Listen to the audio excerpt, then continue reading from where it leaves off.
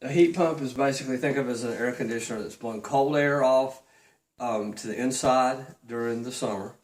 In the wintertime, you reverse that. You blow cold air to the outside. When it gets below 32-ish, you can't blow cold air to the outside anymore. So it doesn't work very efficiently. So below 32 in the wintertime, a heat pump has a backup or auxiliary. In this case, it's going to be electric heat strips, just like you see in the oven. So below 32-ish, that electric heat kicks in and supplements the heat pump below that temperature. So that's really the only difference. Otherwise, it's just blowing either cold air to the inside or cold air to the outside, depending on the season.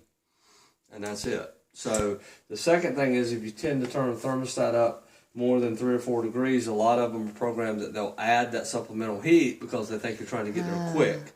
So if you turn it up too far, then you don't do the energy efficiency part of it. It'll kick in. And what's your opinion about the efficiency of a heat pump? Heat pumps are very efficient in our area, except below 32-ish. Which doesn't happen all that often. And and it doesn't stay that long. That's why we have them. So got it. Newer heat pumps today, these units are probably somewhere between 10 and 12 SEER, which is the energy efficiency rating. Heat pumps typically last around 15-ish years as far as efficiency. When you replace a heat pump, you have to put in a much more efficient unit today. You save electricity from the very beginning. So there's some, and then if you own the house, there's tax credits lots of times for putting in energy efficiency units and that kind of stuff. But when we talk about heat pumps, we're not talking about these units, these air conditioning units. We're talking about a piece of them, or what it's the whole thing typically. Oh, I see. You call a heat pump the entire. Yeah, you put a new piece on the inside and a new piece on the outside.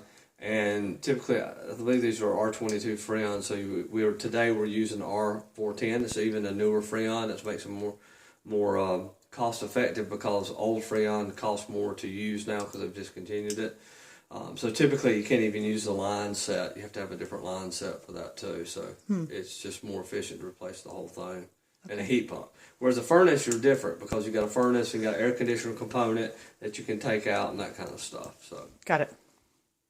The difference. Okay. And typically, if you just replace a heat pump, it's less expensive than if you had a furnace and an air conditioner. Then that gets more expensive because you're really talking about multiple components, replacing all of that versus just replacing the heat pump, which is kind of a self-contained unit. Got it. Okie dokie.